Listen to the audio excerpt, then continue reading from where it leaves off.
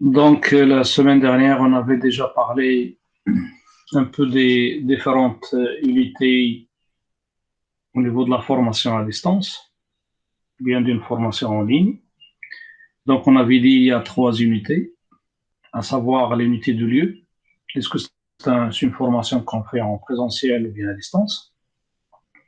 Et il y a l'unité de temps. Comment on va le faire? Est-ce que c'est en mode synchrone? Ça veut dire l'enseignant et les étudiants ou bien les apprenants sont présents et donc ils échangent en temps réel, ce qu'on appelle le mode synchrone. Ou bien le mode asynchrone, ça veut dire que les apprenants peuvent consulter le contenu selon leur convenance et l'enseignant aussi va alimenter, donc ça suppose bien sûr l'existence d'une plateforme qui est alimentée par du contenu et au fur et à mesure, on peut consulter le contenu à n'importe quel moment. Donc c'est pas le mode synchrone, mais c'est le mode asynchrone. Il y a aussi ce qu'on appelle le mode hybride, ça veut dire une partie qui est organisée en mode synchrone, une partie qui est en mode asynchrone.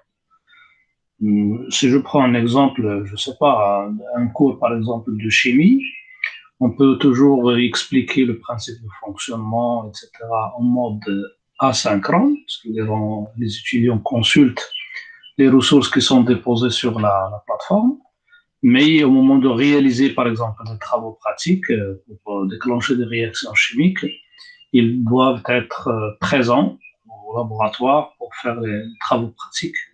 Et c'est au mode synchrone. Ça peut être aussi en mode hybride, c'est ou bien blended learning, comme je viens de dire. C'est-à-dire il y a une partie en mode synchrone et une partie en mode asynchrone. Et la troisième unité, c'est l'unité d'action. Est-ce une formation destinée pour un groupe bien spécifique ou bien c'est une formation collective? Et donc, par exemple, aujourd'hui, on est en train de faire un cours juste pour vous. Donc, c'est vraiment c'est un sport, c'est-à-dire c'est une formation ciblée, privée. C'est pas tout le monde va assister. Et lorsque je vais donner, par exemple, une conférence sur le web, par exemple, et l'accès est autorisé à tout le monde, donc là, c'est destiné au grand public.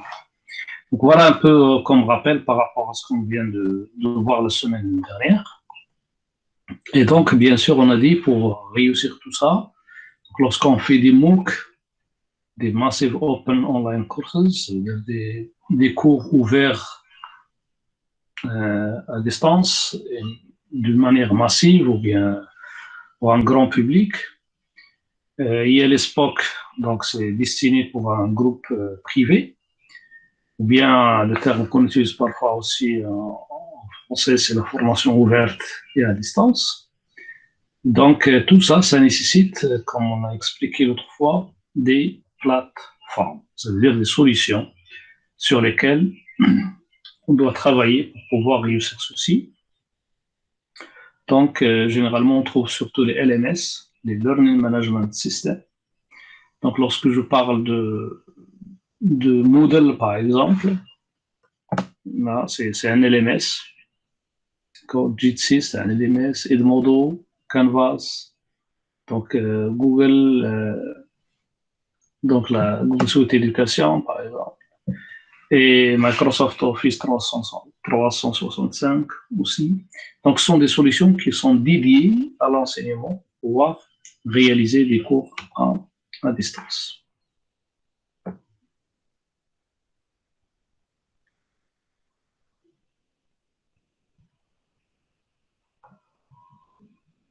OK.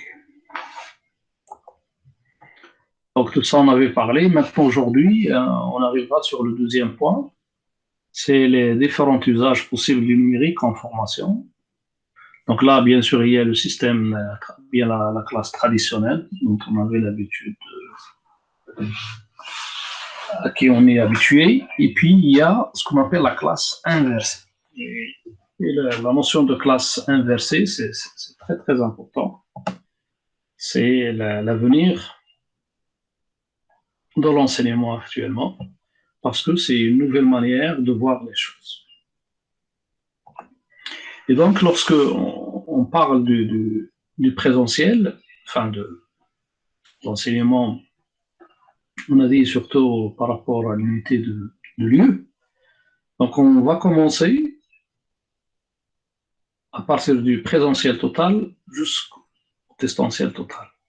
Et bien sûr, entre les deux, il y a des étapes intermédiaires. Donc, soit on fait du présentiel total, les étudiants et les enseignants sont là, ils échangent entre eux.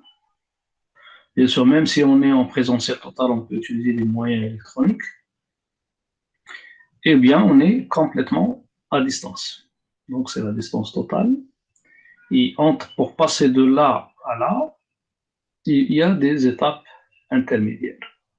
Alors, on va voir ces étapes-là. Donc là, on est en train d'étudier la première unité qu'on avait appelée l'unité de lieu. Est-ce que c'est du présentiel, ou bien c'est du complètement à distance, ou bien il y a des phases intermédiaires. D'accord? Donc, il y a plusieurs niveaux intermédiaires qu'on va essayer de voir.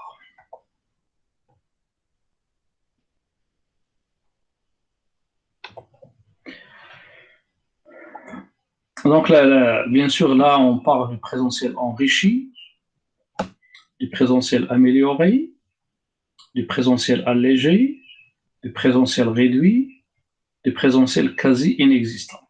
Donc, vous voyez, il y a plusieurs types de présentiel avant d'aller vers le complètement à distance.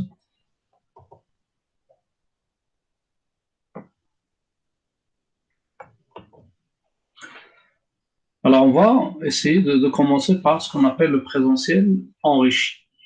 Bien sûr, n'hésitez pas à poser des questions. Si vous avez des questions au fur et à mesure, n'hésitez pas à intervenir. Il faut que ce soit interactif, que ce soit... Donc, lorsque je vais parler du présentiel enrichi, donc on va donner ici un scénario. Par exemple, lorsque vous avez une salle de cours, comme la salle dont on travaillait l'année dernière, donc il est équipé d'ordinateurs, des outils de projection, c'est une salle sonorisée. Et donc, là, on est en présentiel, mais on l'a amélioré ou bien on l'a enrichi par des moyens électroniques tels que des ordinateurs, tels que un vidéoprojecteur. La salle, elle est bien isolée ou bien donc l'acoustique, il est travaillé de telle manière à ce qu'il y ait une sonorisation, il n'y a pas d'écho, il n'y a pas de...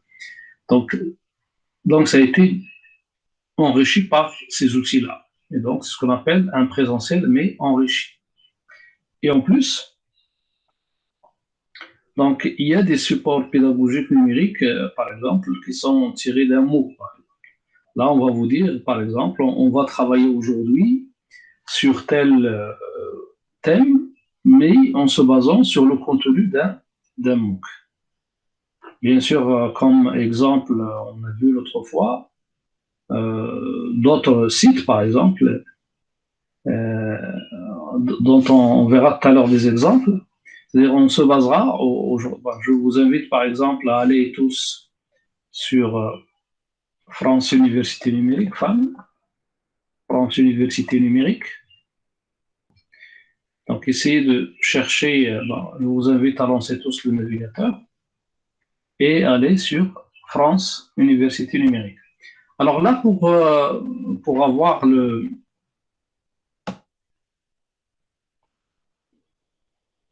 Vous voyez, vous pouvez prendre votre écran comme ça.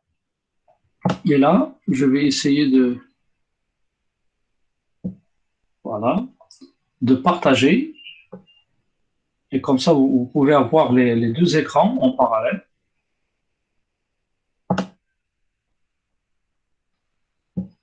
Voilà. Donc, si vous avez un grand écran, vous pouvez avoir deux écrans devant vous. Comme ça, vous voyez la démonstration ici. Et vous travaillez là. Alors, comment le faire? Ben, si vous prenez vous cliquez sur la barre, il va vous déplacer. À un certain moment, automatiquement, il va vous diviser l'écran en deux. Je ne sais pas si vous arrivez à... Est-ce que vous avez compris la technique? C'est-à-dire, pour pouvoir garder l'écran, mon écran que je projette ici, et puis vous pouvez travailler en parallèle et en suivant la démonstration là. Donc là, ce que je vais faire, c'est aller sur le France Université Numérique, comme ça. Voilà. Donc, vous cherchez au niveau du navigateur France Université Numérique et vous vous connectez sur FAN. Là, vous allez trouver vous pouvez déjà créer votre compte connexion. Donc moi, j'ai déjà un compte sur la plateforme. Sinon, vous créez votre compte. Et là, ce qui est important, c'est tous les cours. Et on va essayer de chercher un cours. Donc là, vous voyez, vous avez tous les cours. Et on va essayer de chercher par thématique. Donc ce qui nous intéresse, c'est beaucoup plus le côté droit à éducation et formation. Et donc là, vous avez par exemple la petite culture numérique, le développement du tout petit à l'ère du numérique. Donc là, bon, ça peut être vous voyez, accompagner vos élèves à l'orientation grâce au MOOC.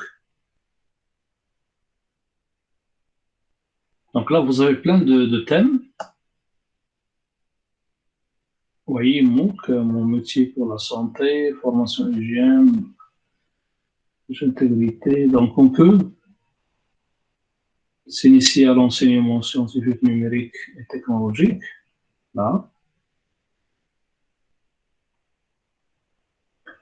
Vous voyez, ancrage du numérique dans la gouvernance des établissements. Donc là, il y a plein de thèmes qui sont en relation avec le numérique.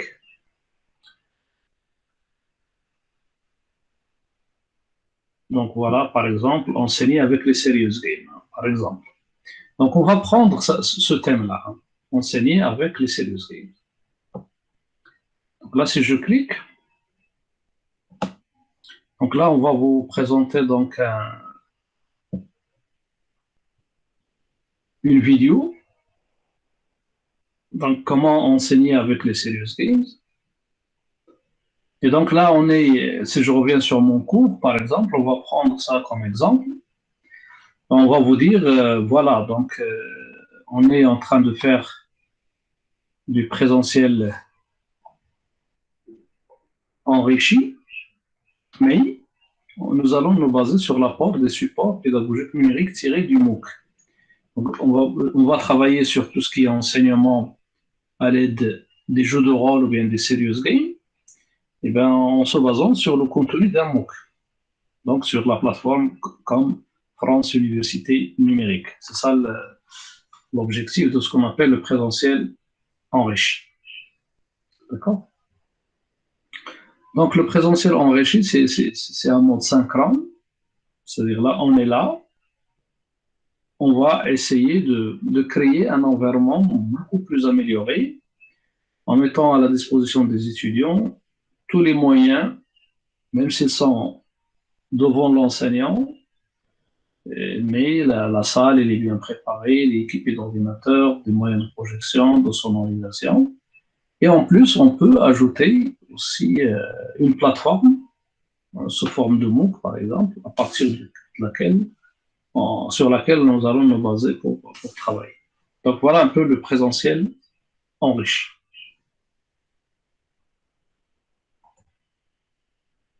Alors le deuxième type de présentiel, c'est le présentiel amélioré. Qu'est-ce que ça veut dire le présentiel amélioré? C'est-à-dire les étudiants et l'enseignant, par exemple, ils ont un moyen de communication commun, par exemple une adresse mail de groupe. Donc je peux créer un email et je partage le mot de passe, et comme ça tout le monde envoie sur cet email et on va échanger autour de cet email. Mais aussi, par exemple, l'étudiant va dire aux étudiants, enfin l'enseignant va dire aux étudiants, il y a une plateforme sur laquelle on va partager des ressources numériques Et donc, les étudiants, par exemple, si je prends le cas de la plateforme, pour moi que j'utilise la plateforme Networking Academy, c'est une plateforme de Cisco. Donc là, je peux, par exemple, vous demander d'aller sur la plateforme, comme ça.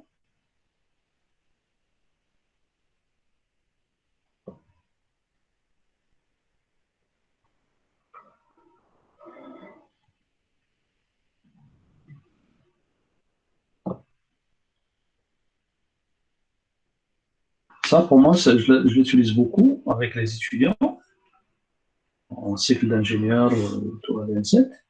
Et ben, je leur crée des classes. Et puis, sur la classe, il y a plein de... Par exemple, là, bon, ça, c'est un cours d'initiation à tout ce qui est informatique, etc. Je ne sais pas, est-ce que je vous ai créé des comptes l'année dernière sur ça, non? Oui, monsieur, on a déjà créé Voilà. un. Donc, on l'a déjà manipulé. Donc, c'est une plateforme, par exemple, que j'utilise. Surtout, parfois, les étudiants, ils sont là en présentiel, mais on travaille sur cette plateforme déjà. Et donc, je leur donne, par exemple, du travail à faire. Donc, pour ce cours-là, par exemple, cet après-midi, ben, ils vont passer l'examen sur la plateforme. Donc, mais le cours, il est là, les TD ils sont là, les TPI ils sont là, il y a tout sur la plateforme, mais avant le Covid, c'est-à-dire lorsqu'il n'y avait pas de Covid, les étudiants viennent en classe, mais on travaille, je peux leur envoyer un message comme quoi il faut traiter cette partie-là, il faut faire tel examen, il faut faire ceci, il faut faire cela. D'accord? Donc, c'est un présentiel, mais qui est amélioré. Donc là, soit avant, soit après, on peut se partager des documents, bien des ressources numériques, donc que les étudiants peuvent même consulter à distance. Et lorsqu'on vient en classe, on vient pour enrichir et expliquer les choses correctement. Donc voilà un peu le présentiel amélioré. Alors, le troisième type, c'est le présentiel allégé. Donc là, il y a l'essentiel de la formation se réalise en présence des enseignants. D'accord? Donc, c'est-à-dire là, bon, la majorité du temps, on commence à avoir un peu de travail fait à l'extérieur. Quelques heures de cours et de TD sont remplacées par des activités d'auto-formation. Donc là, on commence à faire ce qu'on appelle de l'auto-formation en ligne sur la plateforme, qui sont planifiées par l'enseignant. Donc l'enseignant, il va dire aux étudiants, pour cette partie, vous allez la faire vous-même. Donc vous allez la traiter chez vous, à distance, mais toujours, observez bien, ça nécessite une plateforme, d'accord, sur la plateforme. Il faut toujours utiliser une plateforme. Donc, par exemple, je vais vous dire, pour cette partie des exercices ou bien des TD, et vous allez le faire chez vous. Là, je vais vous déposer les supports et vous allez le faire chez vous. Ça, par exemple, si je prends le cas si je pars sur la plateforme e-learning de l'université, e-learning, donc je vais m'authentifier. Donc, je pars sur l'INSET, sur la filière d'ingénieur. Donc, si je prends cette filière génie électrique, c'est là où j'interviens. Et j'interviens au niveau du semestre 5. Alors, je donne un cours sur le stockage de l'énergie et cogénération. Donc, voilà mon cours, donc sur la plateforme de l'université. Donc, vous voyez, là, c'est le cours. Donc, il y a le syllabus de la formation. Bon, il y a le contrôle de la présence, il y a la satisfaction des étudiants. Donc, il y a le lien pour faire de la visioconférence sur le Google Meet, par exemple. Donc là, la chaîne YouTube sur le stockage. Mais ce qui est important, c'est, vous voyez, je viens de déposer une série des exercices que les étudiants doivent faire. Donc, Bon, là, il y a les supports de cours détaillés, les slides et tout. Mais, par exemple, là, j'ai déposé déjà sur la plateforme une série d'exercices. Les étudiants peuvent la consulter et faire des travaux. Donc, ils commencent à s'auto-former eux-mêmes, hein. Donc, il y a plein de parties qu'on donne aux étudiants pour s'auto-former. Donc, il faut avoir l'habitude de faire de l'auto-formation. Donc, oui. Alors là, comme on a dit, il y a de l'auto-formation, surtout sur la plateforme, mais peuvent être tutorés par d'autres personnes. Alors là, il y a la notion de tuteur, ou bien d'accompagnateur, ou bien. Donc, c'est-à-dire là, on donne du travail. Et si vous avez, par exemple, besoin d'aide, vous pouvez consulter telle personne. Il y a parfois, bon, ça existe, surtout dans les pays développés. Donc, un cours, il est associé enfin, il est animé par un enseignant et par quelqu'un d'autre aussi qui l'aide pour aider les étudiants à surmonter les difficultés, etc. Donc, ils sont à la disposition des étudiants pour les aider à s'auto-former, à prendre les choses en main tout seul. Ça, c'est très, très important. Donc, après, on passe sur ce qu'on appelle le présentiel réduit. Donc là, l'exemple, le scénario, c'est que l'essentiel de la formation se fait en dehors de la présence de l'enseignant, avec la contractualisation des objectifs au début de la formation et l'évaluation en présentiel. Là, c'est bon, toujours sur les modes, soit le présentiel enrichi, soit amélioré, soit allégé. Ici, l'évaluation, ça se fait en présentiel. Alors, en présentiel réduit aussi, donc là, la formation, la majorité de la formation, ça se fait en dehors de la présence de l'enseignant. Donc, l'enseignant n'est pas là, mais il y a des objectifs qui sont fixés de telle manière à voilà ce qu'on veut réaliser.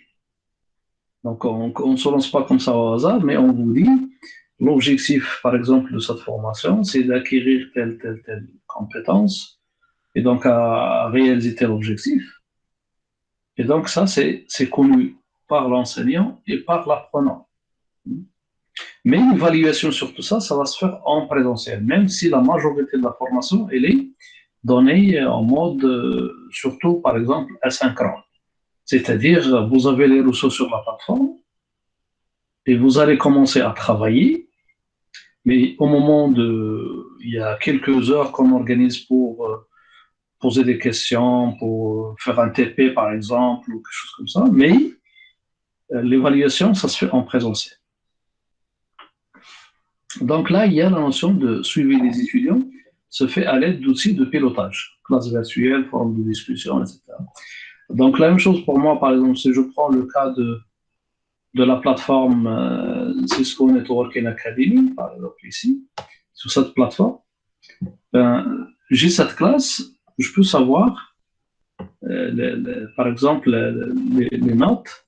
Donc j'ai un carnet de notes et je peux savoir qu'est-ce qu'il, par exemple, vous voyez, pour celui-là, voilà, il a fait ce questionnaire du chapitre 1, il a fait le questionnaire du chapitre 2, du chapitre 3, celui-là il a fait ça, celui-là il n'a pas fait, donc celui-là il n'a rien fait, celui-là il n'a rien fait, etc. Donc là, on est en train de voir un peu, j'ai un tableau de bord qui m'aide à savoir si je veux voir les détails ici. Donc je clique là et je peux savoir exactement, voilà. Vous voyez, il a été connecté le dimanche 15 novembre à 14h06, etc. Le temps mis, c'est 31 minutes, ainsi de suite. Il a obtenu, c'est sur 30. Voilà, donc, vous voyez, même comment qu'est-ce qu'il a répondu. Alors, vous voyez, j'ai le suivi par rapport à son examen. Mais ça, c'est pas moi qui le fais, c'est-à-dire ça, c'est Cisco qui a préparé tout ça. Et donc, je sais très bien comment il a répondu, qu'est-ce qu'il a posé, à quel moment il a accédé, combien de temps il a passé, etc. Vous voyez. Donc, ça me permet de faire le suivi de l'étudiant et de voir donc la navigation, vous voyez là, par rapport aux questions, cette question, elle a bien réussi, celle-là non, etc.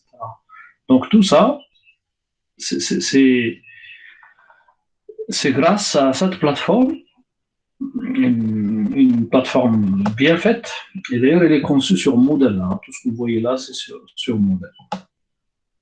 Donc je peux savoir exactement, par exemple, si je pars sur le chapitre, bon, je peux aller ici, j'ai ici aussi le centre d'évaluation. Donc je peux voir tous les essais ou bien les tentatives qui ont été faites. Par exemple, si je prends le chapitre 1, voilà. Donc, envoyer. Et là, il me donne, voilà,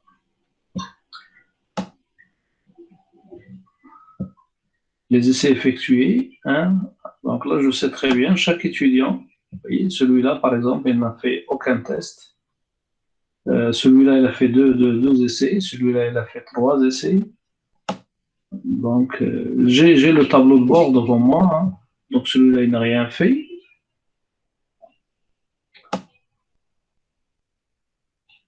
Aussi, celui-là, il n'a rien fait. Et...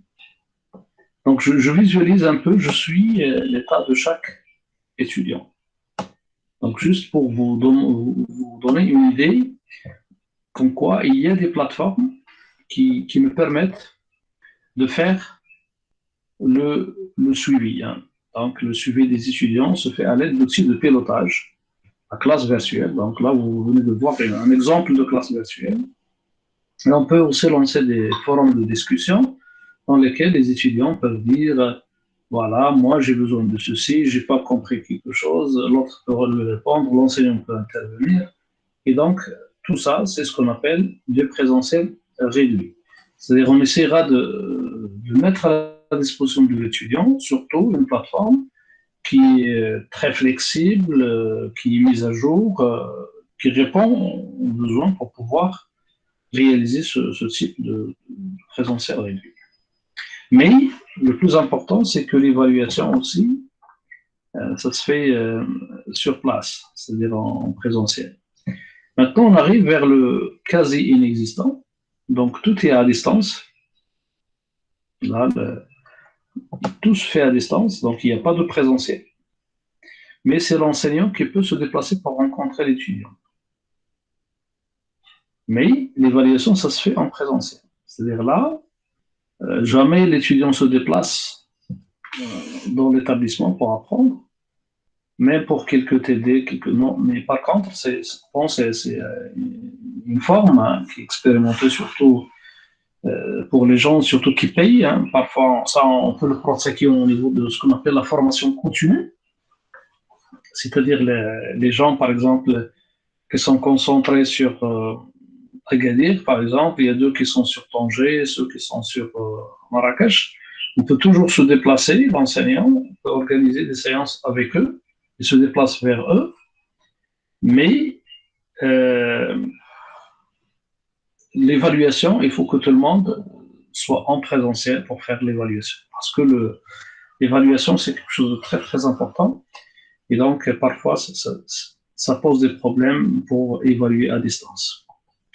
Et on arrive sur le complètement à distance. Donc là, la formation est entièrement à distance, se fait en dehors de la présence de l'enseignant. C'est-à-dire, si je reviens par rapport au MOOC de tout à l'heure, je sais, sur France Université Numérique, voilà, sur FAN ici. Donc là, vous voyez l'inscription, bon, elle est close. Je peux m'inscrire sur un cours comme ça, le suivre, mais je ne rencontre jamais, voilà l'équipe pédagogique, mais je ne rencontre jamais l'enseignant. Et même l'évaluation, je peux la faire à distance.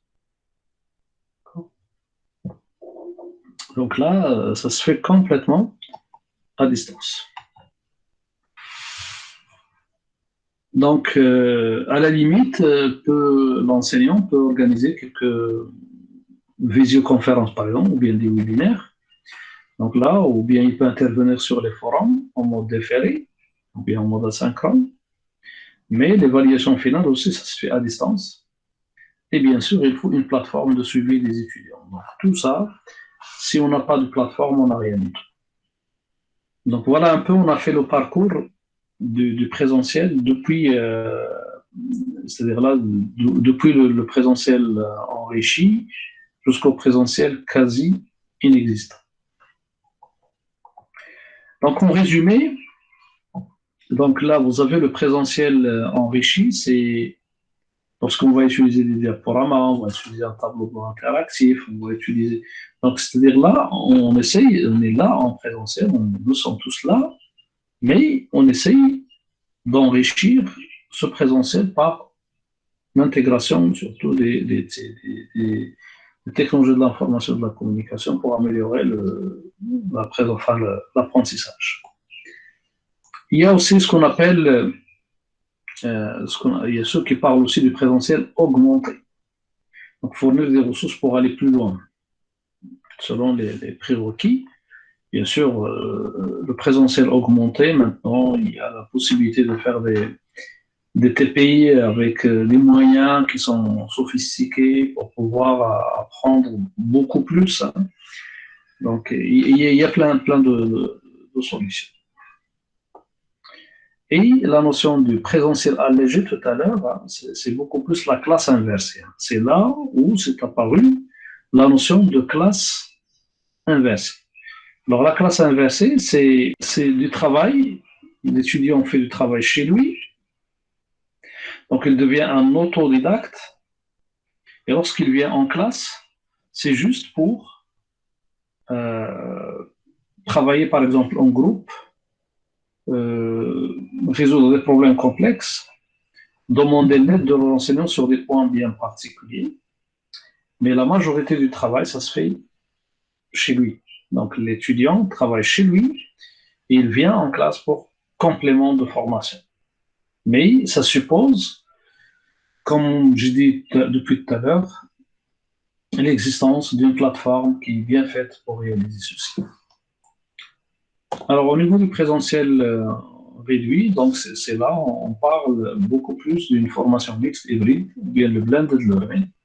Il y a beaucoup de travail qui est fait chez l'étudiant et on organise quelques séances pour rencontrer l'étudiant, que ce soit en présentiel ou à distance aussi.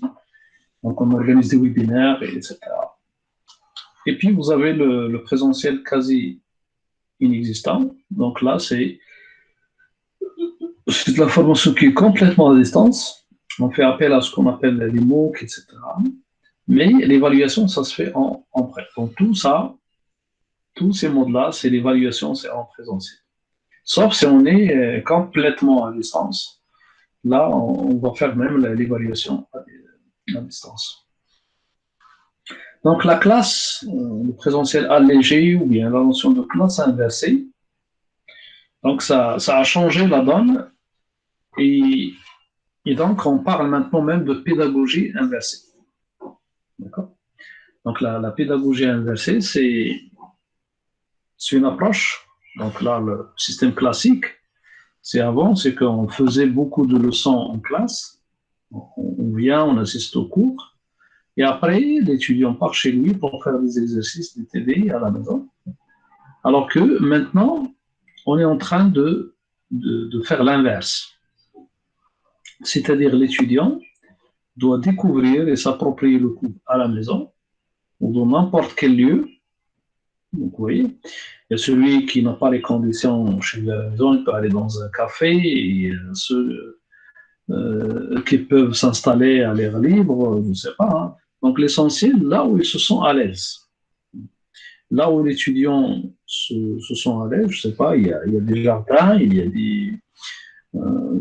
des salles de lecture, il y a plein d'endroits où on peut se sentir à l'aise pour travailler, pour se plonger dans le cours, mais par le biais de ressources. Ça veut dire qu'il faut vraiment offrir les ressources à l'étudiant pour qu'il puisse s'appuyer sur ces ressources pour apprendre tout ça.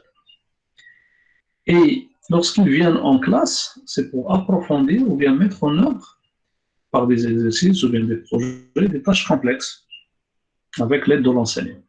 Donc finalement, parfois on peut avoir 70% du temps, elle est effectuée par l'étudiant en auto-apprentissage, et les 30% sont en présentiel avec l'aide de l'enseignant et le travail en groupe sur des projets, etc.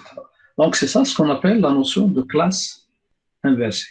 Et c'est ce qui se pratique maintenant, qu'on commence à pratiquer, et ça va se développer certainement dans le futur. Donc voilà un peu par rapport à la, à la, à la classe traditionnelle. Donc vous voyez, c'est-à-dire là le système traditionnel, c'est que l'étudiant arrive le matin, il commence à apprendre, à apprendre, à apprendre jusqu'à l'après-midi. Une fois qu'il termine, on lui dit, tu dois faire tel exercice. Ben, bien sûr, il part démotivé en classe, enfin chez lui. Donc, il a appris toute la journée et on le charge par un ensemble de travaux dirigés ou d'exercices à faire chez lui. Et donc, on ne lui laisse pas le temps de s'approprier lui-même de son destin ou bien d'apprendre lui-même. Donc, la classe inversée, c'est qu'on va mettre à sa disposition chez lui, là où il est à l'aise, on va lui demander de faire telle chose, mais il faut que ce soit vraiment beaucoup d'efforts, beaucoup d'intelligence et beaucoup d'innovation pour que l'étudiant se sent vraiment accroché au contenu. Ben, si on va lui donner un contenu qui est mal fait et tout ça, bien sûr, il ne sera pas motivé. Hein. Donc, il faut que le contenu soit vraiment interactif, oui, à l'aide des vidéos et du contenu interactif. Ben, qui dit mettre à la disposition de l'étudiant un contenu interactif, ça suppose qu'il y a un grand effort à faire derrière, surtout par l'équipe pédagogique. Donc ici, jamais il n'a pas compris les choses, ou bien il doit faire un travail sur un projet, par exemple, en équipe. C'est à ce moment-là qu'il va venir en classe. Ben, il est chez lui.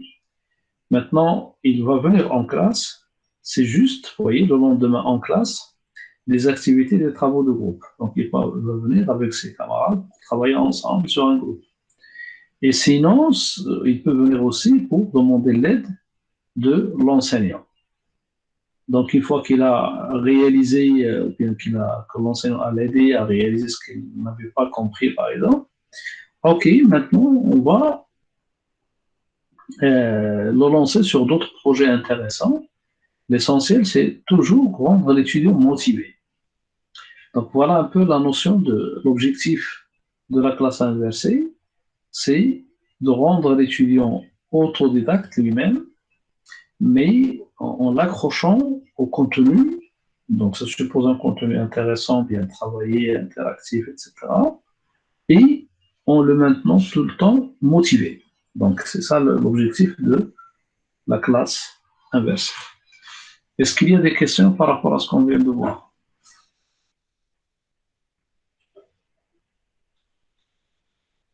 C'est clair?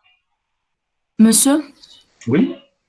monsieur, pour cette classe inversée, est-ce que les évaluations se font en présentiel ou à distance? Non, c'est en présentiel. D'accord. En présentiel. L'évaluation, ça se fait en présentiel.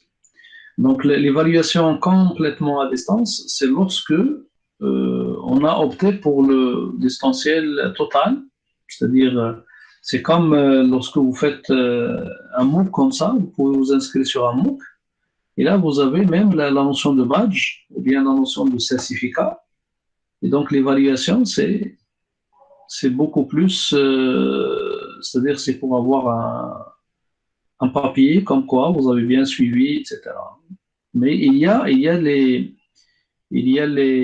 comment dirais-je, les moyens aussi maintenant pour contrôler l'évaluation à distance. On va avancer dans le cours. Euh, vous allez voir qu'il y a des solutions pour faire le suivi même de l'étudiant à distance. C'est-à-dire, il y a des moyens pour permettre de faire l'évaluation correctement, même à distance. Mais ça demande un peu d'investissement au niveau des plateformes et des solutions. Mais ici, dans la classe inversée, normalement, l'évaluation, ça se fait en présentiel. Alors, bien sûr, moi, je vais présenter ici un peu la politique ou bien les modalités d'enseignement qu'on a discuté à la rentrée de 2020. Bon, moi, je fais partie du conseil de l'université et puis de la commission système d'information de l'université Hassan II. Et donc, il y avait des scénarios qu'on discutait pour la rentrée scolaire. Donc, je vais essayer de vous présenter un peu, bon, par rapport à tout ce que nous venons de voir, on verra maintenant comment, face au Covid, à cette situation qui n'est pas une situation confortable ni habituelle, donc il fallait imaginer des scénarios. Comment on va faire pour l'enseignement, surtout avec la crise du Covid. Donc, il y avait beaucoup de scénarios qui ont été proposés. Parmi ces scénarios, c'est l'enseignement en présentiel. C'est ce qu'on pratiquait avant tout le temps. Mais pour certaines séances, certains cours peuvent être à petit effectif. C'est-à-dire là, le problème de la distanciation. Donc, même si, est-ce qu'on va opter pour le présentiel? Ben, c'est oui, mais c'est pas pour tout le monde. Hein. Ça veut dire pour quelques séances, c'est pas toutes les séances. Et aussi, il faut penser à réaliser cette forme de cours à petit effectif pour pouvoir faire de la distanciation. Ou bien hybride, donc il y a des séances en présentiel et des séances à distance. Ou bien l'enseignement complètement à distance, ou bien ce qu'on appelle l'enseignement commodal. Alors commodal, ça veut dire quoi? Chaque séance est proposée en présentiel et à distance. Donc il y a des étudiants qui sont une partie en présentiel et les autres sont à distance. Il y a le dernier aussi, ce qu'on appelle l'enseignement mixte, c'est à la fois hybride et commodal, mais par groupe. Alors là, on va essayer de détailler un peu les différents scénarios qui ont été discutés pour la rentrée scolaire de cette année. Donc, à différents niveaux, qui sont au niveau primaire, soit au niveau secondaire ou bien au niveau universitaire. Donc, ça a été, ça c'est la politique qu'on avait discutée avant la rentrée scolaire. Donc, on va essayer de voir un peu par rapport à ce qui a été demandé. Donc là, bien sûr, il y a des contraintes. Donc, surtout les contraintes, la sécurité sanitaire et la distanciation. Les équipements. Donc, est-ce que les étudiants, bien tout le monde, possèdent les équipements adéquats? Et puis, la connexion, surtout les connexions Internet. Et puis, est-ce que les salles sont disponibles? Est-ce qu'elles sont aménagées pour ça? Parce que pour mener une certaine politique, on arrive dans une classe, on assiste à un cours, mais il y avait la signalisation depuis la porte ou bien l'arrivée à l'établissement. Il y a la désinfection, par exemple. Est-ce qu'il y a les barrettes? Est-ce qu'il y a ceci? Mais tout ça, ça ne s'installe pas tout seul. Donc, ça demande de la réflexion. Donc, il fallait poser les contraintes. Donc, les contraintes qui ont été posées, c'est ça. C'est la sécurité sanitaire et la distanciation. Il faut respecter ça. Est-ce que les étudiants et les enseignants ont les équipements et ils sont capables de se connecter? Parce que opter pour un enseignement mixte ou bien commodal, c'est-à-dire il y a des étudiants présentiels et d'autres sont à distance, est-ce que nous avons des connexions pour faire ça? Est-ce que nous avons des équipements pour faire ça? Et est-ce que les salles, on peut trouver une salle avant, hein, donc surtout dans des facultés par exemple, on trouve des salles, mais qui ne sont pas connectées. Donc là, ça pose un problème. Alors, il y avait des questions qui ont été posées aussi. Quelle est la part du présentiel possible et la part du distanciel nécessaire? Donc, combien d'étudiants vont être en présentiel et combien vont être à distance? Est-ce qu'on va opter pour le 30%, 70%, bien 50%, 50%, bien 20%, 80%? Donc, ça dépend. Et ça, c'est les questions qui ont été posées. La deuxième question, comment initier et maintenir le lien pédagogique et éviter le décrochage? Ça, c'est un point qui est très important. Parce que maintenir l'étudiant, il faut que le contenu, la manière avec laquelle on fait le cours soit interactive, attractive. Et donc, il faut éviter le décrochage de l'étudiant.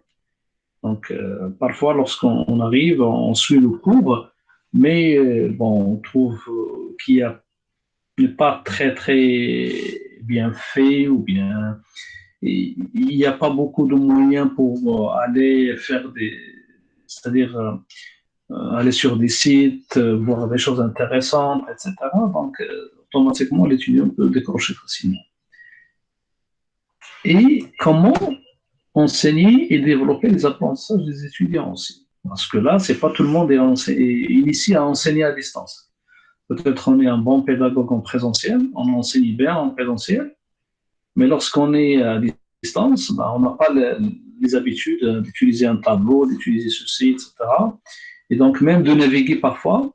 Donc là, vous voyez, par exemple, je pars ici sur Altab, j'ai besoin d'écrire sur le tableau, je peux basculer comme ça facilement. Vous voyez, donc je peux écrire un test d'écriture sur le tableau, mais ça, je le fais grâce à une tablette graphique. C'est la tablette graphique.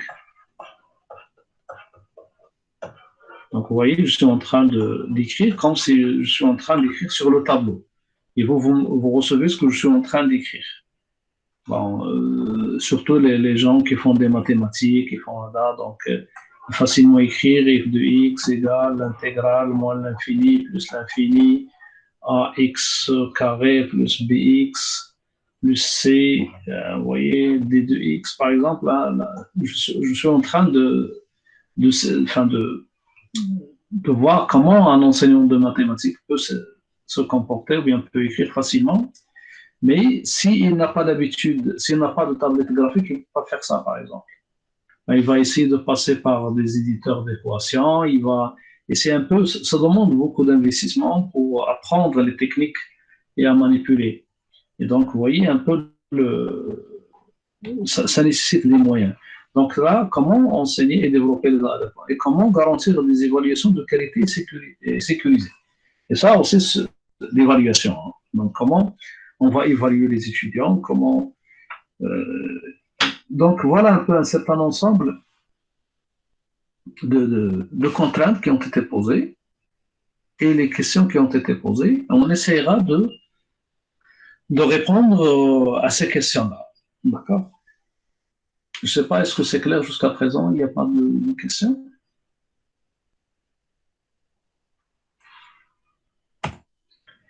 Donc, l'enseignement en présentiel.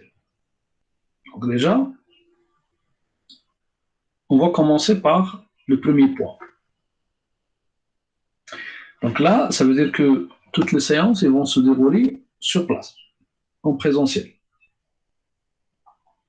Donc là, on s'est rendu compte que c'est peu probable à la rentrée scolaire, ce n'était pas possible, sauf si nous avons des cours de petits groupes.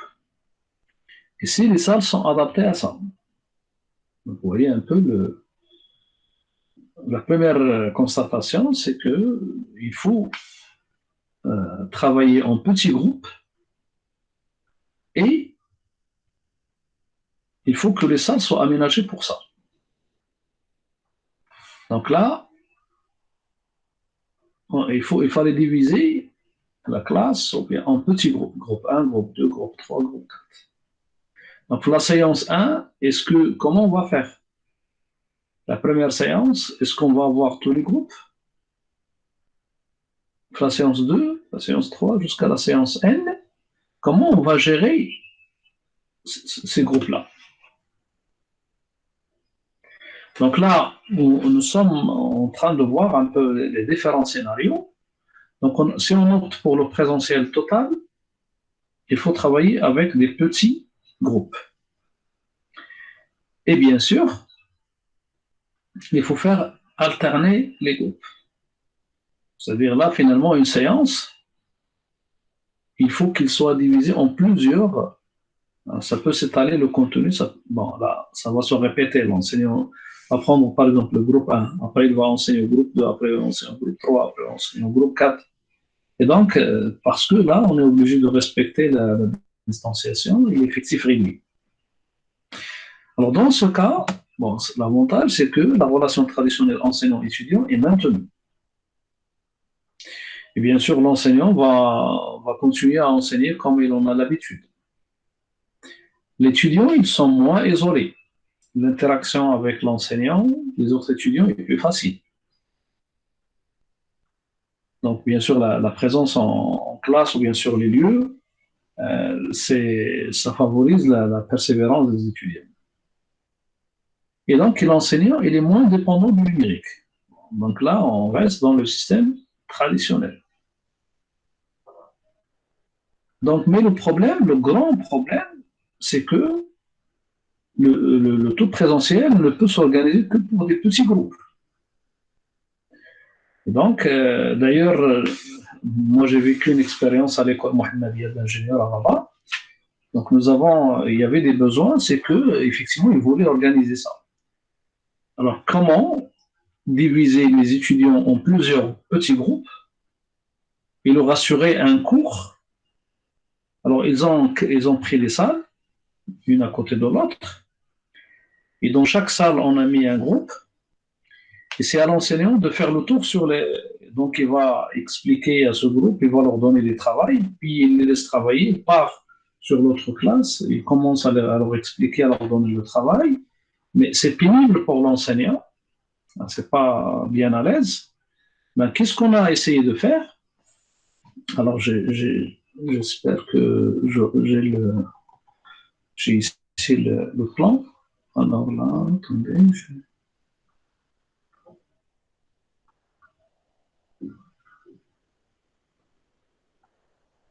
Alors, voilà, comme Mohammedia.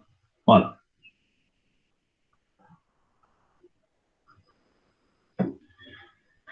Alors, qu'est-ce on a essayé de leur concevoir? C'est pour régler ça, l'ado qui sont à côté, on a essayé de les équiper par du matériel de telle manière à ce que l'enseignant reste dans une salle, dans une seule salle.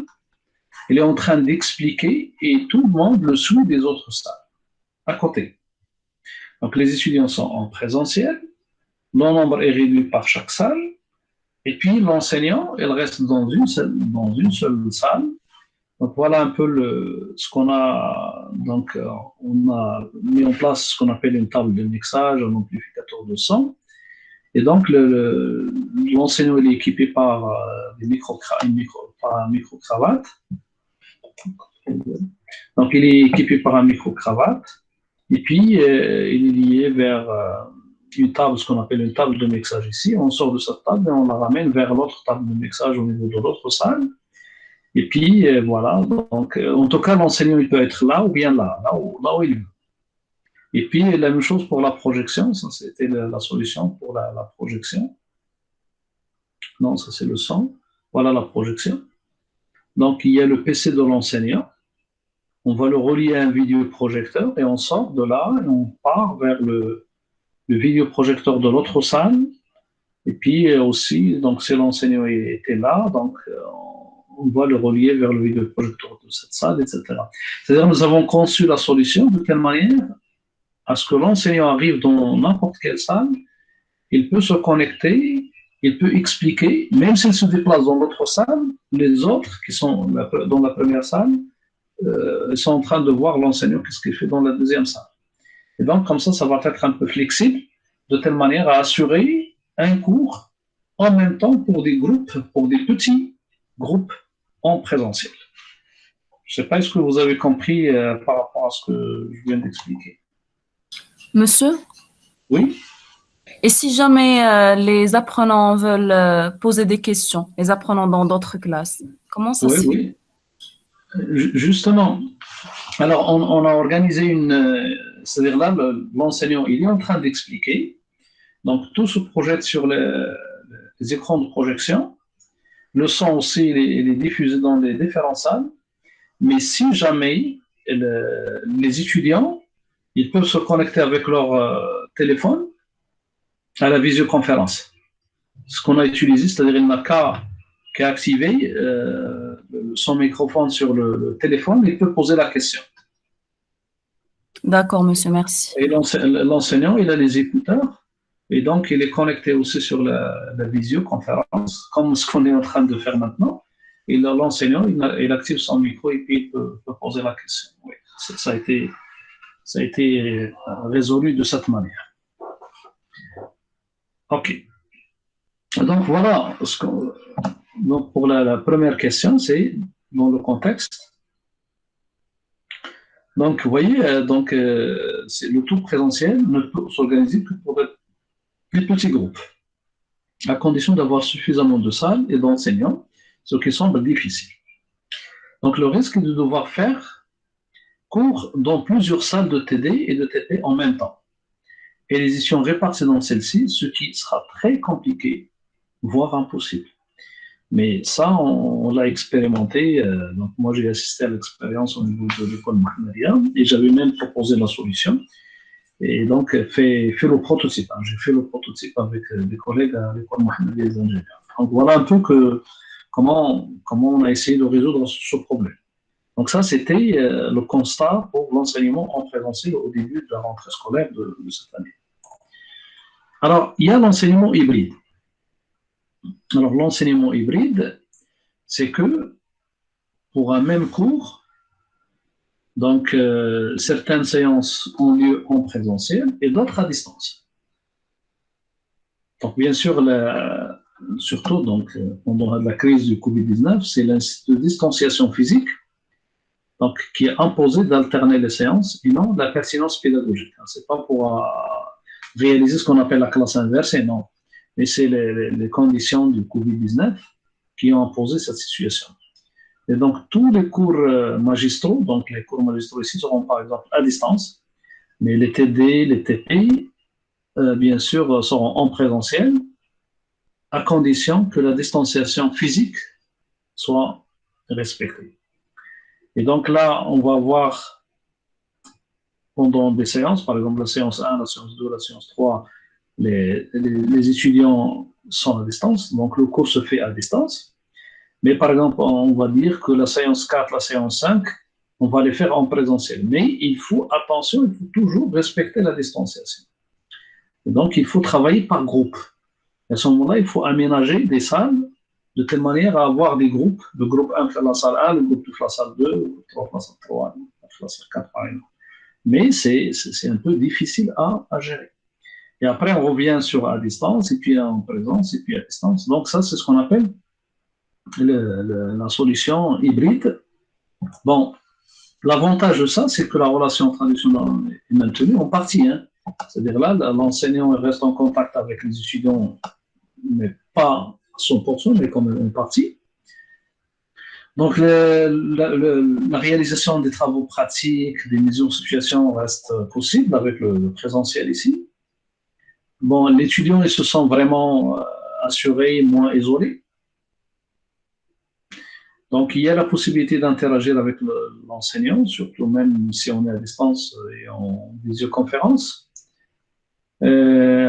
Pour la mise à distance, c'est un peu limité. Donc là, la charge de travail de l'enseignant pour la mise à distance, donc là, c'est l'enseignant, il faut qu'il s'engage, il faut qu'il s'implique beaucoup davantage pour préparer tout ce qu'il faut pour pouvoir réussir son cours à distance. Donc, c'est pas tout le monde est capable de faire un cours à distance, de l'expliquer correctement, d'avoir les ressources nécessaires, etc. Donc ça, c'était le plus par rapport à cette méthode. Donc le négatif par rapport à cette solution, donc le présentiel peut s'organiser que pour des petits groupes, comme j'ai dit. Donc il faut avoir suffisamment de salles pour pouvoir résoudre le problème du présentiel en petits groupes. Donc, ce qui semble un peu difficile. Donc, il y a aussi l'organisation, surtout si je viens par exemple la séance 6, par exemple la séance 4, il faut donc plusieurs salles, plusieurs groupes, mais il faut que l'enseignant soit capable de gérer les groupes en même temps. Et donc, l'organisation de temps de présence, distance et alternance, comme le stade risque de ne pas être pédagogique. Donc, il y a des problèmes au niveau pédagogique. Il faut que l'enseignant soit aidé, il faut Et lorsque, bon, ça diffère d'un enseignant à un autre, chacun a sa manière, comment enseigner, etc. Donc, les conditions de logement, de déplacement aussi, surtout pour les étudiants. Donc, et même pour les enseignants qui sont loin, parfois il faut avoir les autorisations, il faut avoir plein de trucs comme ça. Et aussi les équipements. Est-ce que tout le monde est bien équipé? Et les connexions. Donc, on se rend compte que finalement, il y a un problème. Pour assurer un bon cours à distance, il faut être bien connecté, il faut être bien équipé. Et il faut avoir cette mentalité, cette habilité à utiliser le numérique d'une manière très, très simple, en plus du déploiement de la logistique pour travailler en petits groupes en même temps, qui nécessite d'arranger des salles de respecter la distanciation au niveau de ces salles-là. Donc voilà un peu le deuxième scénario qui est l'enseignement hybride. Une partie à distance, une partie en présentiel. Alors l'enseignement commodal. Commodal, ça veut dire, bon, c'est-à-dire il y a c'est comme un mode synchrone, mais il y a une partie en présentiel, c'est-à-dire des étudiants qui sont en présentiel. Ça, on l'a pratiqué à l'INSET. Donc, on a fait remplir aux étudiants un formulaire qui sont ceux qui veulent venir en présentiel et qui sont ceux qui veulent assister à distance. Et donc, à un certain moment, il y a l'enseignant est en classe, il y a des étudiants qui sont là devant l'enseignant, il y a des autres qui sont à distance. Mais aussi, ça pose des problèmes. C'est-à-dire que les séances sont proposées à la fois en présentiel et à distance. Donc, c'est comme on est dans un contexte normal, mais c'est à l'étudiant de faire le choix de la modalité, de la manière de suivre le cours pour chaque séance. Donc, la présence ou bien la distance sera donc, surtout, on avait dit que seulement un tiers des étudiants seront présents en même temps. Bon, il y avait des propositions, par exemple, des équipements par ordre alphabétique, par exemple. Si on impose, parce que nous, ce qu'on a fait au niveau de l'INSET, c'est de laisser le choix aux étudiants. Et donc, il y a ceux qui ont choisi, bon, il y a parfois des étudiants qui n'ont pas les conditions de travailler chez eux, hein, ça dépend. Donc, il n'a pas un coin isolé où suivre le cours tout seul sans qu'il soit dérangé. Et donc, il vaut mieux qu'ils viennent à l'établissement. Mais on a rencontré le problème des étudiants qui viennent, parce que chez nous, les étudiants viennent de différentes régions du Maroc. Et par conséquent, il y a ceux qui, pour assister, ils doivent venir chercher un logement. Donc, vous voyez, louer un appartement, par exemple, ça va coûter beaucoup plus cher et en plus des difficultés de déplacement. Et donc, tout ça, donc on leur a laissé le choix. Il y a ceux qui ont choisi de venir. Et même parfois l'enseignant, s'il a la contrainte de se déplacer à l'établissement pour donner le cours à ses étudiants, on leur a offert des espaces pour se connecter.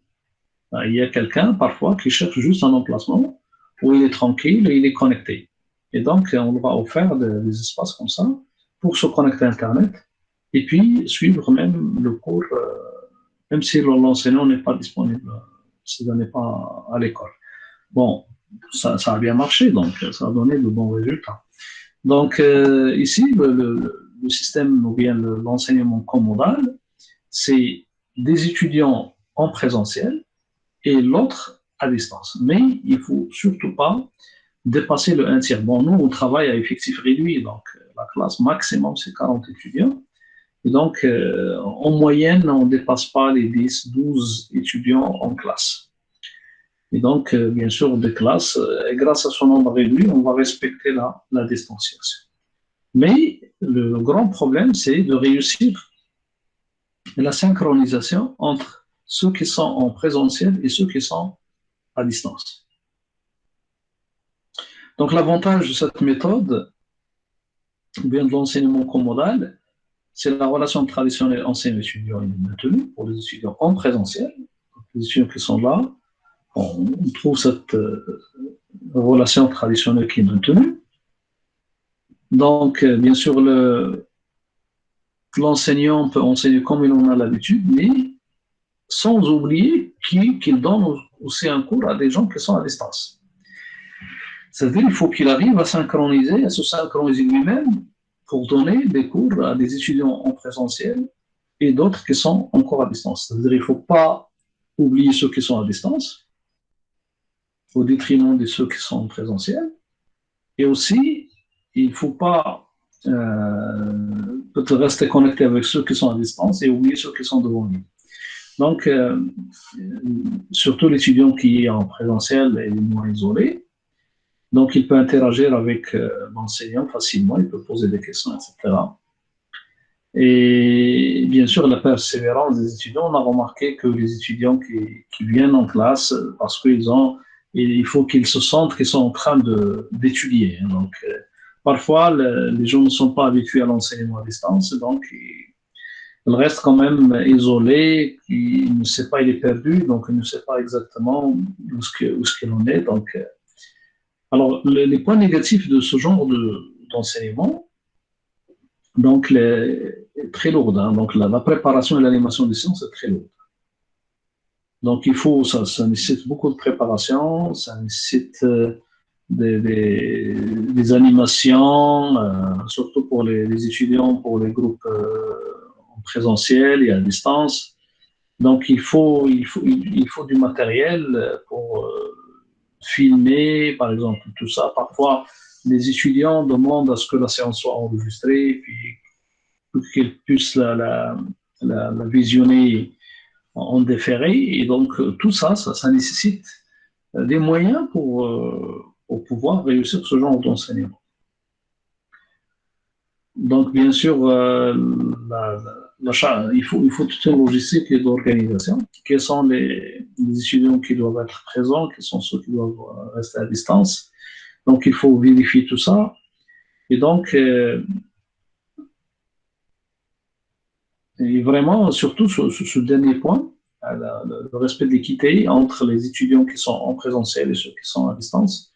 Parfois, on se connecte avec un groupe et on laisse les autres en train d'attendre.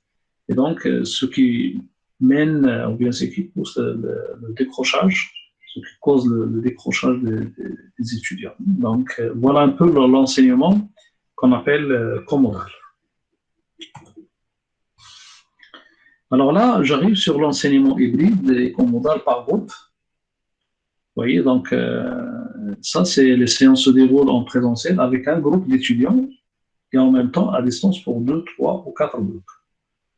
Donc, c'est beaucoup plus, c'est pas comme ici, c'est-à-dire là, vous voyez, ici, c'est l'étudiant de faire le choix. C'est à lui de venir, mais l'essentiel, on va dire, aujourd'hui, on va prendre un tiers, mais par exemple par ordre alphabétique. On impose à l'étudiant de venir. Oui. Et donc, à chaque fois, on respecte, l'étudiant doit consulter l'emploi et dire, voilà, aujourd'hui, la séance 2, c'est moi qui vais être présent, les autres seront à distance. Et donc, on essaie de prendre le 1/3 des étudiants et on fait un choix, par exemple, par ordre alphabétique. Et il faut respecter la présence. Mais c'est difficile parfois, c'est difficile. Alors que aussi, il y a cet enseignement qui est hybride et commodal. Ça veut dire quoi? C'est-à-dire les étudiants, il y a un groupe qui est en présentiel, les autres sont à distance, et le cours est enregistré aussi. Celui qui est à distance n'est pas obligé d'assister. Hein. Il peut assister comme il ne peut pas assister. Donc c'est à lui de voir. L'essentiel, ceux qui sont en présentiel sont là, donc un seul groupe, les autres sont à distance. La séance 2, c'est le groupe 2 et les autres sont à distance. La séance 3, c'est le groupe 3 et les autres sont à distance, et ainsi de suite. Et ça a été beaucoup utilisé, adopté surtout par des établissements d'enseignement privé. Donc, parce qu'eux, il faut qu'ils gardent la clientèle. Donc là, les séances se déroulent en présentiel avec un groupe d'étudiants et en même temps à distance pour les 2, 3, 4 autres. Donc, les groupes en présentiel alternent d'une séance à l'autre pour que tous les étudiants puissent bénéficier un peu du présentiel. La différence entre la commodalité est que dans ce cas, la présence distance, c'est-à-dire le commodal, donc là, la présence distance, elle est imposée. Donc, vous voyez un peu le système. Donc, il y a un groupe qui est là, les autres sont à distance, un autre groupe qui vient, les autres sont à distance, et ainsi de suite. Donc, l'avantage de ce système, c'est que la relation traditionnelle enseignant-étudiant est partiellement maintenue. Donc, l'enseignant peut organiser comme il en a l'habitude, au moins en partie, surtout si les séances sont captées et diffusées. Donc, vous voyez, il faut assurer l'enregistrement des séances et de les diffuser aux étudiants. Et comme ça, l'étudiant va se sentir moins isolé. Et donc, bien sûr, on sait très bien que la présence en classe, il favorise la persévérance de l'étudiant. Mais vu ces conditions, on était obligé d'imaginer des scénarios pour pouvoir réussir tout ceci. Alors là, aussi, la charge de préparation et d'animation sont très lourdes. Donc là, il faut que l'enseignant prépare tout ce qu'il faut. Et donc, il faut utiliser le matériel, s'habituer, préparer tout ça auparavant. Hein. C'est pas, lorsque je commence à basculer de cette fenêtre à cette fenêtre, ça ne veut pas dire que c'est venu comme ça. Donc, ça nécessite beaucoup de préparation. Donc, pour pouvoir préparer un cours interactif et tout ça, avec toutes les ressources, il fallait imaginer tout ce scénario auparavant pour pouvoir réussir ceci. Donc, bien sûr aussi, les conditions de logement, de déplacement peuvent être problématiques. Aussi, les équipements et la connexion aussi. Donc, on était conscient de tous ces problèmes, on a exposé tous ces problèmes, et il fallait expliquer un peu le système, comment il va se dérouler, aux doyens, aux présidents des universités, même aux ministres, et de telle manière à ce que le schéma soit clair et à chaque établissement de décider ce que. Donc, le choix, il a été décidé, il a été laissé, donc les scénarios ont été expliqués aux responsables, et après, on a laissé aux responsables, surtout moi je parle dans notre université, de faire le choix. Ceux qui ont opté pour le présentiel, ceux qui ont opté pour à distance, complètement à distance, il y a ceux qui ont opté pour le système commodal, ceux qui ont opté pour l'hybride et commodal par groupe. Donc voilà un peu la dernière solution, c'était l'enseignement complètement à distance. Donc il n'y a pas de présentiel physique. Donc ça veut dire que l'enseignant est à distance. Et bien sûr, surtout lorsque on a un public qui vient des différentes régions du Maroc, par exemple, ben c'est difficile de les faire venir, ou bien de le faire venir une fois sur deux ou bien sur trois. Donc, il ne peut pas se déplacer, louer, etc. Donc, au début, nous, même à l'INSET, à un certain moment, on a opté, au début, on a commencé par le complètement à distance, parce qu'on a beaucoup d'étudiants qui viennent des différentes régions. Après, on était resté à l'écoute pour leur demander est-ce que vous avez des problèmes. Donc, on a commencé à récolter un peu la réaction des étudiants. Il y a ceux qui ont exprimé le besoin de venir assister au cours. Eh bien, on a lancé des formulaires, ils ont rempli, et comme ça, pour ceux qui veulent venir, OK. Mais il fallait aussi penser au déplacement de l'enseignant. Les enseignants ne sont pas tous sur Mohamedia, il y a ceux qui habitent à Gaza, il y a ceux qui habitent à Rabat, il y a ceux qui habitent à Knes. Donc, aussi, lui, il va se déplacer. Donc, il faut réfléchir aux autorisations pour se déplacer. Il faut lui offrir la connexion. Ben, ça ne sert à rien de faire déplacer l'enseignant ou les étudiants en classe et les autres sont en train d'attendre à distance pour leur assurer le cours. Il n'y a pas de connexion Internet. Donc, il fallait déployer toutes les solutions, mettre en place tous les moyens pour réussir cette forme d'enseignement. Donc, l'enseignement à distance, comme ça, quand même, l'enseignant peut être chez lui et les étudiants sont chez eux. Et donc, mais il faut faire attention. Là, c'est l'avantage, c'est que les étudiants vont bénéficier tous des mêmes modalités d'enseignement. Donc, il faut, donc ça résout un peu le problème parce que tout le monde est à distance, mais nécessite de l'ingénierie pédagogique spécifique. Donc, il faut scénariser les enseignements, il faut créer de l'interaction, il faut avoir des tableaux de bord pour suivre l'activité des étudiants. Et donc, tout ça, ça manque, hein, tout ça, ça demande de la maîtrise, ça demande de l'investissement. Sur l'administration, il faut qu'elle offre les moyens. Et bien sûr, il faut que les étudiants et les enseignants disposent des équipements, des connexions et des outils adéquats pour travailler. Et donc, il y a il y a le risque de décrochage qui sont forts. Donc, bien sûr, le lien n'est pas maintenu avec les enseignants. Donc, voilà un peu le grand problème de l'enseignement complètement à distance. Je ne sais pas, est-ce que c'est clair? Est-ce qu'il n'y a pas de questions par rapport à ce qu'on vient de voir?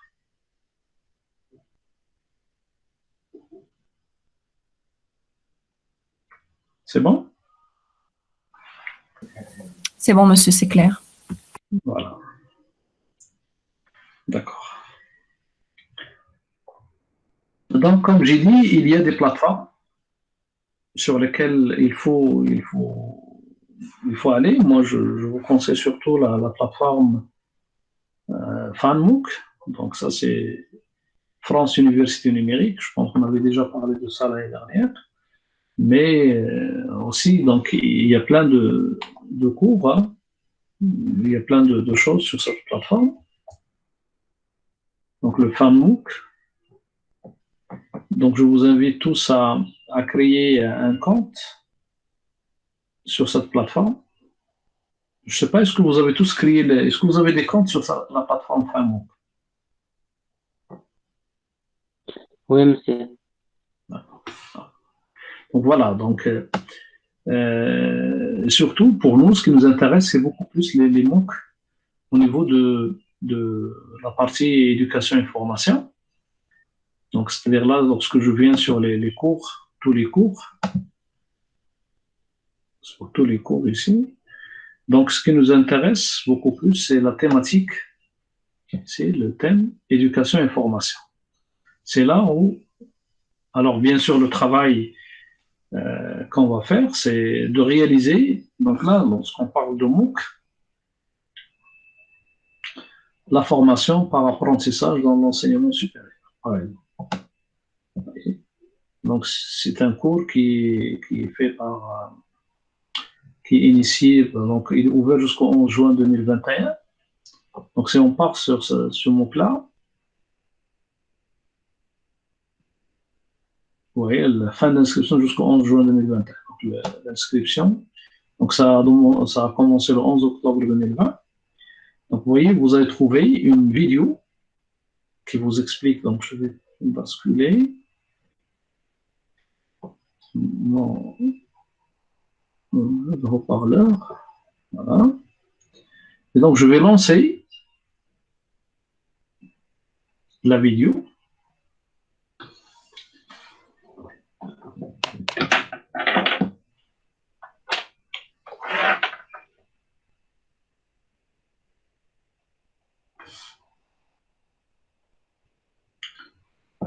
Maçon, moi mes enfants ils n'ont pas choisi des métiers manuels donc ça se présente pas. Je connais pas trop, mais c'est pas pour les CAP et les bacs pro. Moi je pense que c'était pour les élèves qui sont en difficulté scolaire. Non, l'apprentissage dans l'enseignement supérieur, ça existe et ça marche. Vous êtes étudiant, futur bachelier, et vous souhaitez poursuivre vos études dans l'enseignement supérieur, mais également travailler pour gagner un salaire et acquérir une expérience professionnelle en lien avec la formation que vous préparez. La formation par apprentissage est faite pour vous. Le MOOC Apprentissage dans l'enseignement supérieur vous permettra, au travers de témoignages d'apprentis, d'experts, d'employeurs et de responsables pédagogiques, de découvrir ce qu'est la formation par alternance en contrat d'apprentissage, notamment le cadre réglementaire, les avantages et les contraintes. Il vous permettra également de savoir où et comment identifier la formation qui correspondra le mieux à votre projet professionnel, en particulier grâce à la participation d'un conseiller psychologue de l'éducation nationale. Vous trouverez aussi dans ce MOOC de nombreux témoignages d'étudiants sur leur vie d'apprenti au quotidien.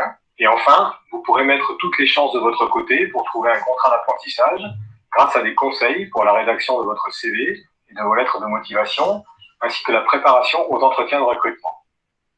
L'ensemble des semaines de ce MOOC sera ouvert simultanément, ce qui vous permettra de le suivre à votre rythme. Un forum sera également accessible sur la durée du MOOC afin de répondre à toutes vos questions. Ce MOOC n'est pas certifiant, aucune attestation ne sera fournie à l'issue. Il a pour objectif d'informer et de sensibiliser. Toute l'équipe du MOOC vous souhaite une bonne découverte de l'apprentissage dans l'enseignement supérieur et de ses diverses facettes et vous dit à bientôt dans l'une des plus de 10 000 formations de l'enseignement supérieur accessibles en apprentissage. Foncez, c'est génial, c'est vraiment une expérience, c'est à faire.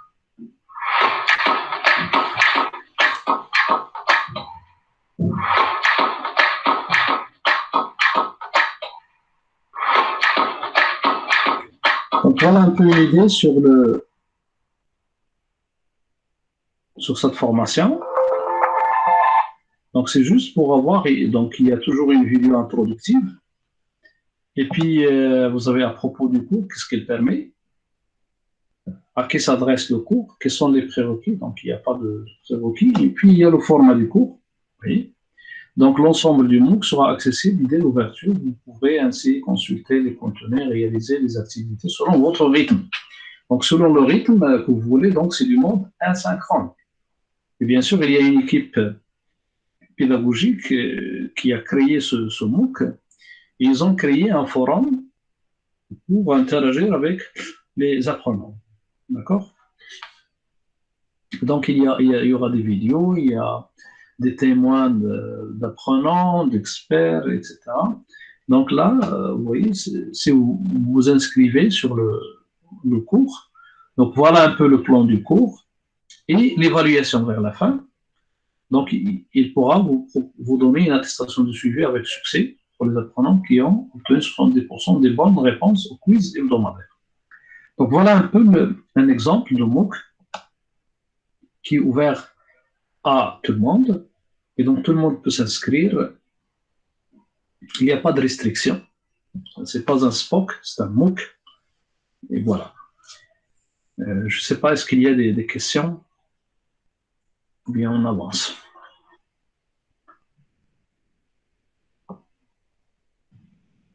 Donc, il y a plein de thèmes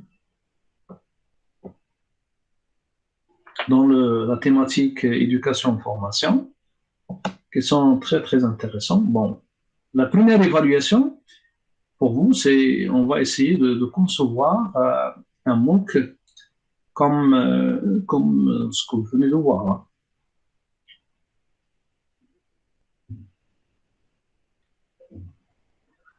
Donc, il y a plein de thèmes. Par exemple, là, surtout avec les serious games, donc ça permet de capter l'attention, de créer des jeux de rôle, et voilà. Donc, vous voyez, l'éducation par la recherche, la SMART ici à l'école. Donc, vous avez tout ce qu'il faut pour réussir, c'est-à-dire là, pour créer un modèle de MOOC en se basant sur un exemple comme celui que vous avez ici sur la plateforme. Donc, comme j'ai dit aussi, la plateforme Networking Academy. Donc, il y avait une convention qui a été signée avec l'Université Hassan II pour essayer de faire bénéficier les étudiants. D'ailleurs, vous étiez inscrit l'année dernière sur cette plateforme. Vous avez la plateforme Huawei, NetAcad, Huawei Acad. Donc, aussi, il y avait une convention signée avec l'université pour faire bénéficier les étudiants de l'accès à la plateforme.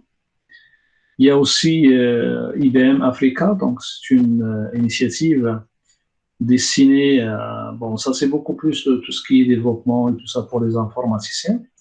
Vous avez la plateforme HP Life. Donc là, je vais vous donner le support de cours. Hein, donc, comme ça, vous pouvez...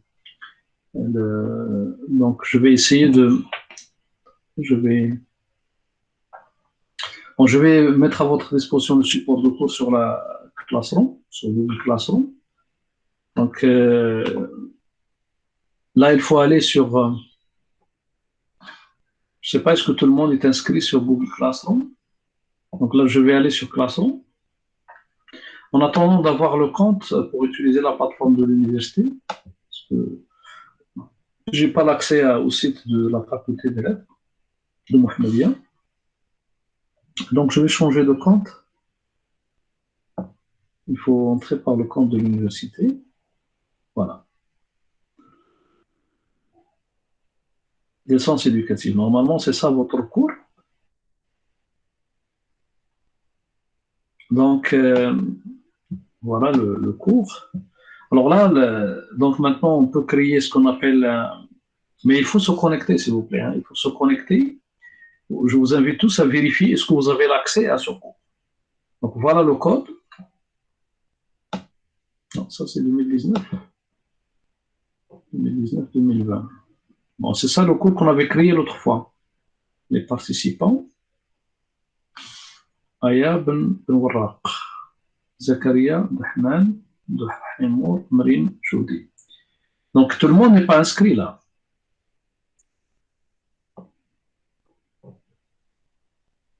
Est-ce que vous. Donc, j'aimerais bien que tout le monde accède à la plateforme ici. Donc, le lien, c'est ça. Le lien. Donc, je vais copier le lien. Tout à l'heure, je l'avais partagé, je pense, avec vous sur WhatsApp. Mais il faut accéder à ce cours. Alors, je le partage avec vous sur WhatsApp.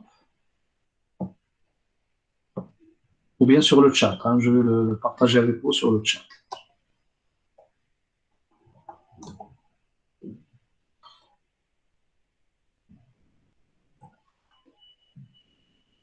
Donc, voilà. Donc, je le partage sur le chat. Voilà. Donc, s'il vous plaît, essayez de vous inscrire tous sur le cours ici.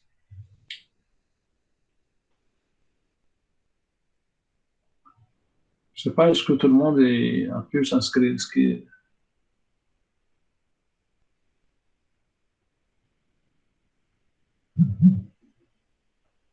Donc, inscrivez-vous sur le cours.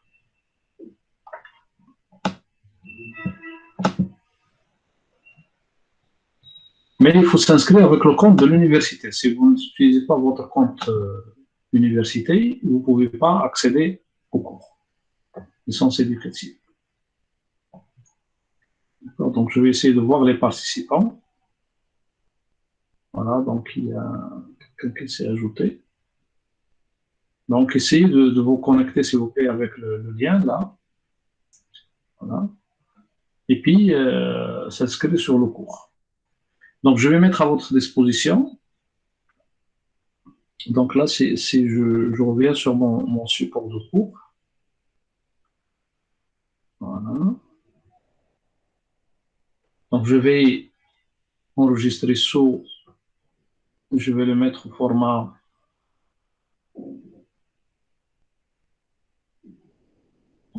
PDF.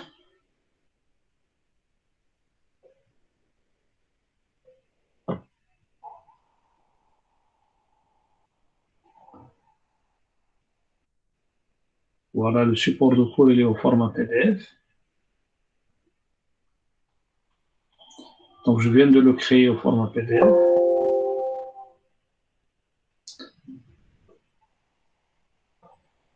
Et je vais le déposer sur ici, support de cours. Vous allez avoir le support de cours. Je vais l'ajouter en tant que fichier. Je vais l'importer. Les cours 2020.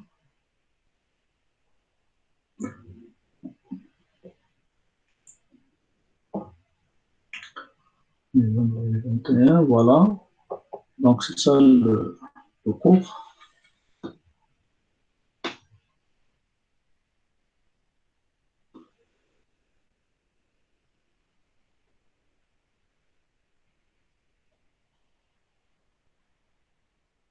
Et voilà.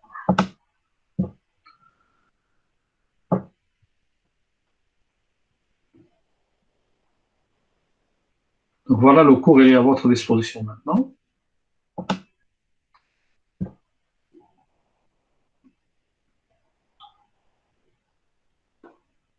Donc vous pouvez le télécharger ou vous pouvez le consulter.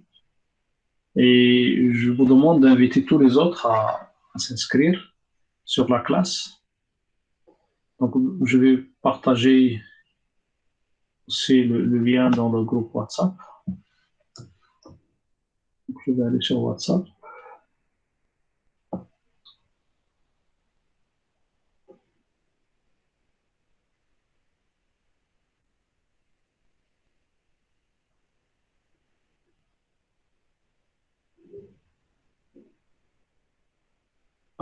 Donc, voilà. Donc c'est ça le groupe. Donc le lien d'invitation. Voilà. Donc vous avez ici le lien pour se connecter et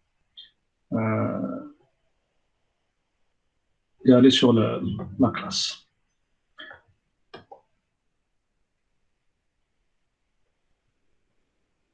Donc voilà, j'étais là. Est-ce que j'ai la présentation? Donc je dois chercher la présentation.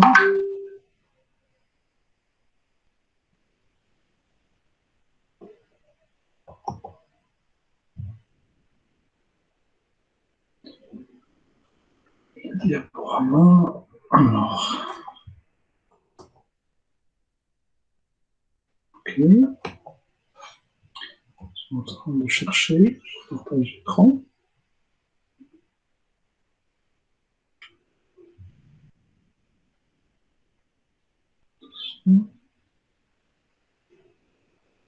Apparemment, je ferme le cours. Il n'y a rien. Ok, je vais ouvrir le fichier.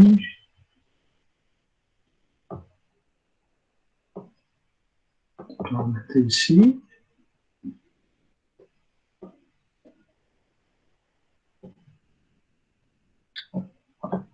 Donc, on était là. Okay. Donc, je parlais des différentes plateformes qui existent. Donc, il y a la plateforme Microsoft, il y a le HP Live, il y a Udemy, Coursera, il y a EDX, il y a aussi Maroc Université Numérique. Il y a quelques cours sur Maroc Université Numérique. Donc, c'est le MUN.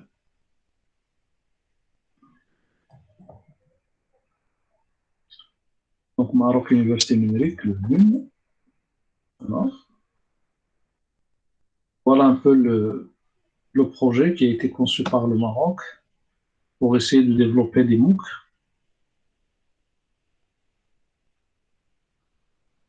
Vous voyez ici, introduction à la phonétique du français standard. Donc ça peut vous intéresser.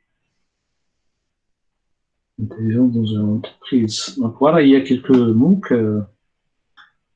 Ingénieur, l'optique physique, cours démo, éducation, métier d'enseignement. Et les métiers d'enseignement, ça peut aussi être intéressant pour vous. La notion clé de la didactique. Ici. Donc, il y a plein de choses, hein, de ressources qui peuvent être intéressantes pour vous. Donc, si universitaire, notre informatique du français,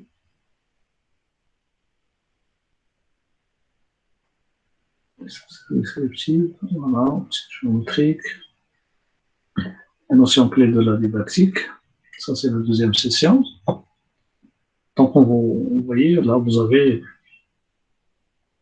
sont fermés, là, il n'y a plus d'inscription. Donc, vous voyez, ça a commencé le 22 avril, c'est terminé le 15 juillet, donc 3 à 4 heures par semaine. Donc voilà, c'est un peu un exemple de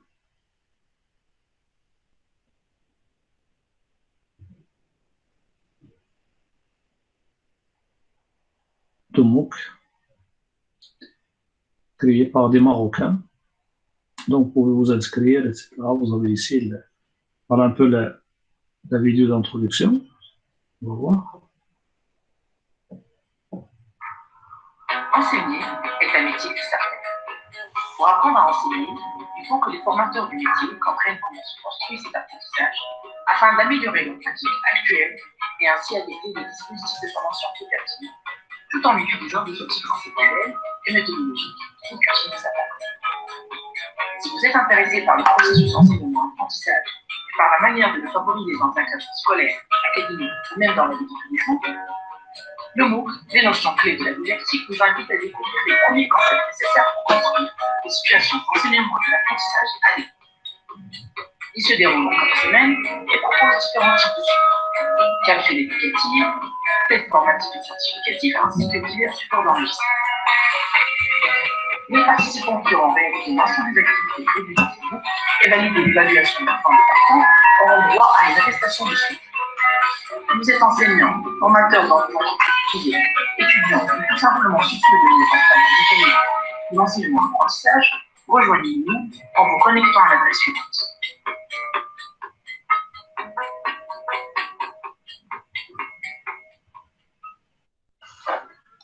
OK, donc voilà un exemple de MOOC. Donc il faut s'inscrire sur ce genre de plateforme pour suivre des cours et bénéficier des formations. Coursera aussi, donc il y avait une convention entre l'université et Coursera pour bénéficier des formations sur Coursera.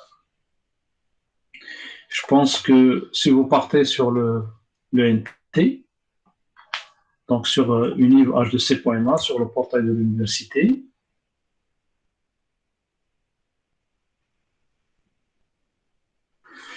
et là, si vous partez sur l'espace numérique de travail, donc vous allez vous authentifier, se connecter. Et là, si vous descendez en bas, normalement, vous avez l'accès à Mahara. C'est pour un e-portfolio. Donc, et puis vous avez, vous voyez, là, vous pouvez télécharger, bon, ça c'est pour MATLAB, mais Coursera, accès à Coursera. Donc là, vous avez les formulaires, vidéo comment la procédure d'inscription à Coursera, en utilisant l'adresse institutionnelle.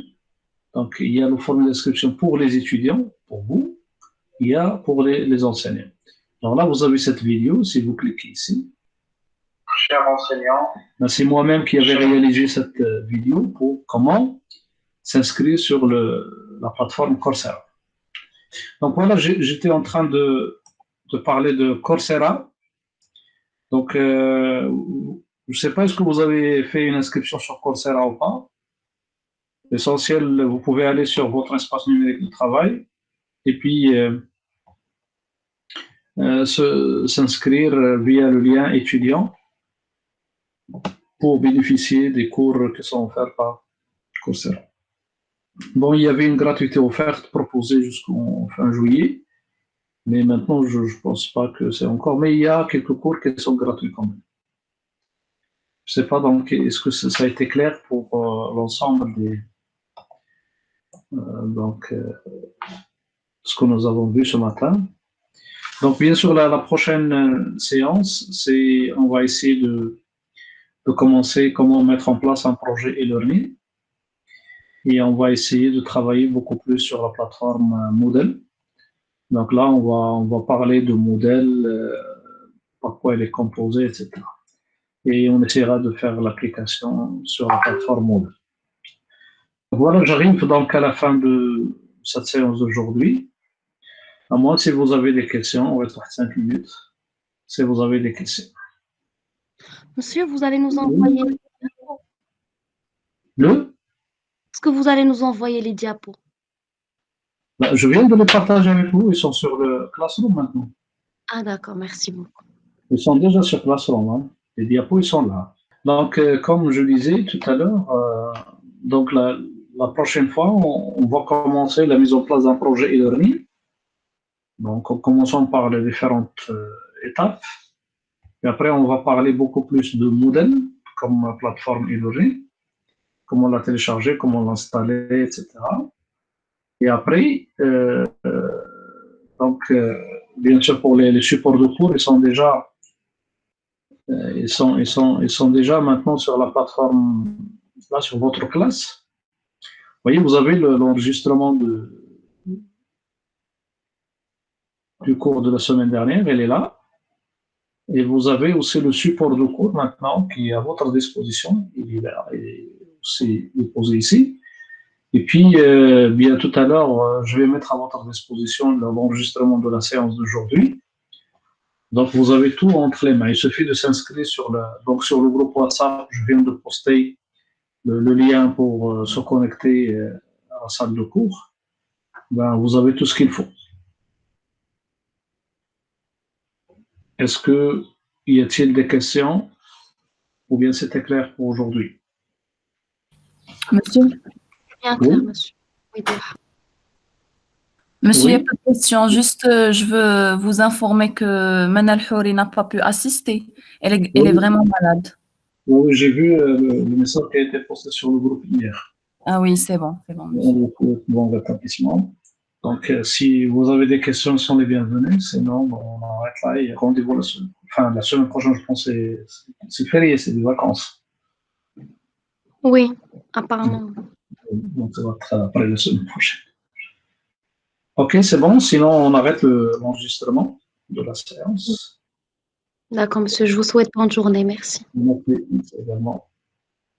Merci, monsieur. Bonne journée.